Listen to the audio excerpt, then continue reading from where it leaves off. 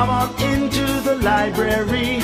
It's a place where I love to be. Look in a book, here's a story for you. Who makes stories when the day is through? Who makes stories when the day is through? Story makers, working through the night till the rising sun.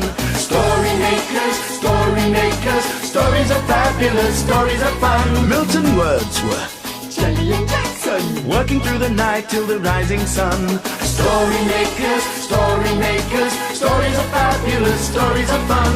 Come and be a story maker.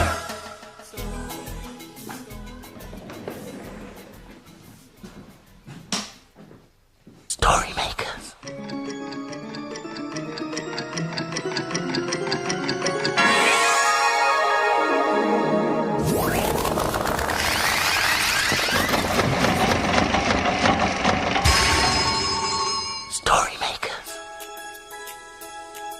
It's midnight. Hello. Has everybody gone?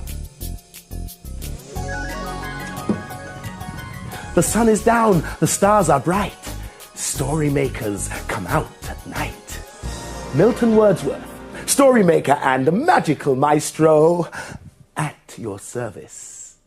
Oh, Milton, today the children were talking about their families. Ooh. They had to make a list of everyone who is in their family. Yes, who's in yours? Well, there's my mum, my dad, my sister Shelley, my brother Byron, and of course my little dog Webster. But a dog isn't part of the family. Oh, but he was. Webster Wordsworth was very much part of the family. I looked after him. I fed him. I played with him. I taught him things, rather like you two. Hey, that's not very nice. We're not your pets. Of course you're not, Jellybean. Oh, can we have a story about pets? Superb idea. Oh, but Milton, what are we going to put in the machine? How about this? Oh, what's that? Pet food.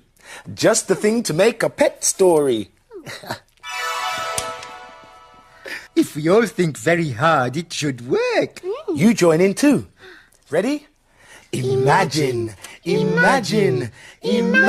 a story!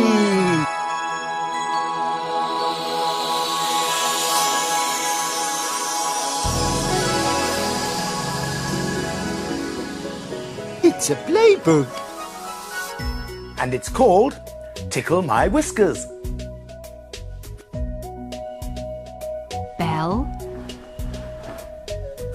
and Christopher, wake from your beds. Tickle my whiskers and ruffle my fur. Something is squeaking down in the shed. Chop apples and carrots, crispy and sweet. Tickle my whiskers and ruffle my fur. Our small fairy creatures are ready to eat. Golden Pete, Bartholomew, Tiny and her little crew. Fergustina, mother of four, Puzzle, Pimple, Pebble, and Paw Paw. And don't forget Brownie. I like Brownie. And Splodge. I think you'll agree there are lots and lots. We love to feast on carrots, not beef. Tickle my whiskers and ruffle my fur. An apple each day is good for our teeth. After we've had our fill to eat, tickle my whiskers and ruffle my fur. A nice big cuddle would be really sweet. Top up the water. Make the bed soft and neat. Tickle my whiskers and ruffle my fur. Our cuddly creatures are ready to sleep. One by one they go back inside. Tickle my whiskers and ruffle my fur. At last all the animals are safe, fed and quiet. Now that everyone's tucked up in bed, now that everyone's watered and fed, now Belle and Christopher can play instead. Oh, I love those guinea pigs. What's that you're doing, Jackson? Well, the children were learning about animals that come from eggs today, and they made these cards with eggs on. You have to look inside. Oh, do guinea pigs come out of eggs? Oh, no. Birds come from eggs. Look. I know that, Jackson. Everyone knows that birds come out of eggs. But other animals come out of eggs too. Oh, like what? Well, look in this egg.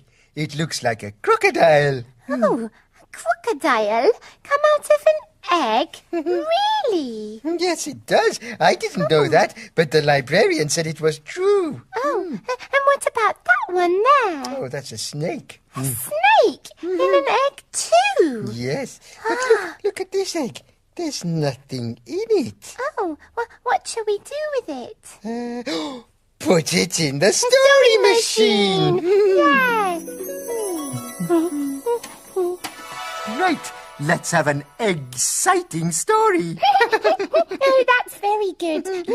Join in with the magic words. Yes. Imagine a story.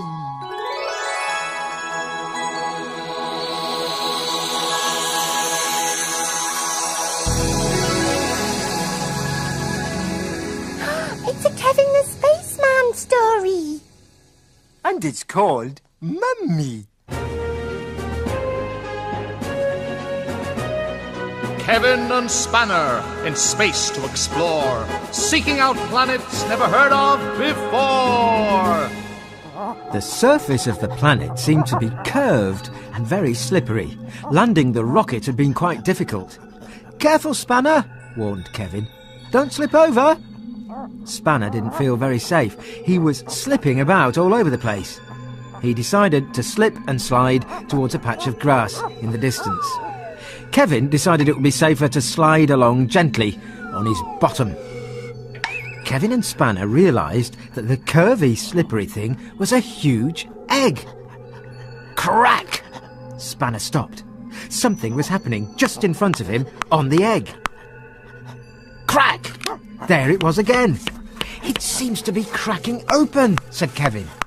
With one final crack, the egg broke open and a creature with a blue beak appeared, coughing and spluttering. It was huge. The creature turned and looked straight at Spanner. It cried. "Ruff," answered Spanner. Kevin suddenly became serious. "I think we'd better look for its real mummy." "Ruff," Spanner agreed. With the baby still crying, Kevin and Spanner started to search. Suddenly the ground started to shake and rumble. Kevin and Spanner were a little afraid. Something very large seemed to be approaching. The rumbling stopped, and then they heard a mournful voice. "I've lost my egg! I've lost my egg!" Kevin and Spanner looked up. Standing over them was an enormous, pink, hairy creature. Spanner trembled. "Excuse me, have you lost something?" Kevin called up to the sobbing creature. "Yes, I've lost my egg," it cried. "It's over here," said Kevin, "and it's hatched. We'll show you." And with that, Kevin and Spanner took the creature over to the wailing baby. "Mummy!" cried the baby creature. "Baby!" cried the big creature. "I've found you!" And she picked the gurgling baby up with a huge pink hand. "Ah," said Kevin and Spanner together. "Time to go?" asked Kevin. "Ruff," replied Spanner. Milton, tell us some more about your family. Well, I've told you about my sister Shelley. She's a very good singer. Always singing night and day. Oh, what a beautiful morning. And what about your brother? What's he good at? Oh, Byron. He's a brilliant dancer. Allow me to demonstrate. He can do ballet, tap, disco. You see, he can do any kind of dancing. So you can tell you're all from one family because you can sing like your sister and dance like your brother. Oh, what a talented family. It must be in the blood. Can we make a story about it? Oh, about what? Singing. Dancing. No, singing. Dancing. Singing. Dancing. Singing. Dancing. No, we are always having a story about dancing. You're right, little jelly bean. I don't think we've ever done a story about singing. So I think it's about time we made one. Now what shall I put in? Ah, I know. Ha ha ha ha ha ha ha. A little arpeggio. Are you ready with the magic words? Imagine, imagine, imagine a story.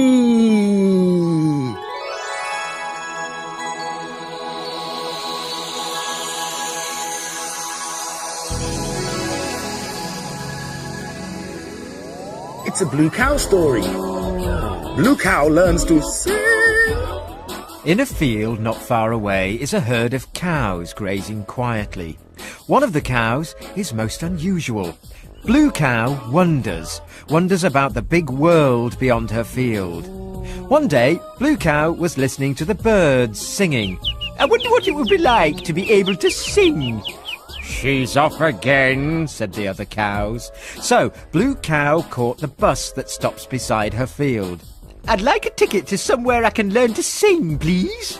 There you go, madam. Hold very tight. And they set off for the music shop.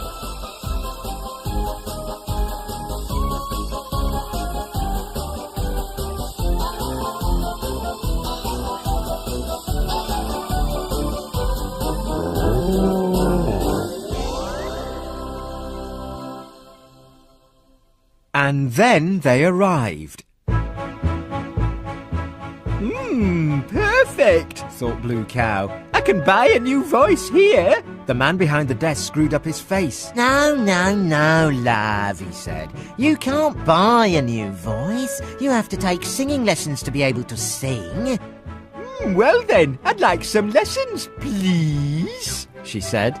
Well, you're in luck. There's a singing teacher free right now, so you can start at once. So, Blue Cow started her singing lesson with Madam High Note. Repeat after me. Moo, mommy, moo. Moo, mommy, moo. Oh, a natural talent. If you practice hard, you may even appear in my concert at the Opera House next week. Moo. Blue Cow wanted to appear at the Opera House so much that she practiced by day and she practiced by night. She sang in the sun and she sang in the rain. She sang and sang until her voice was beautiful and the day of the concert finally came around. Ladies and gentlemen, may I present a newcomer to the singing world, Miss Blue Cow singing Daisy, Daisy. Everyone clapped as Blue Cow walked on stage.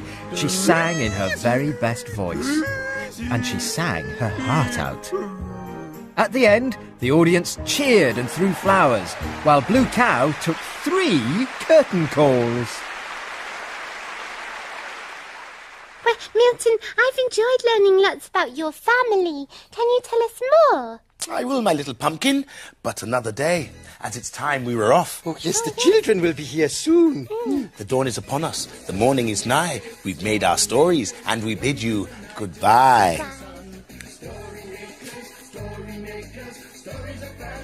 Thanks for helping. Bye, story makers. See you again soon.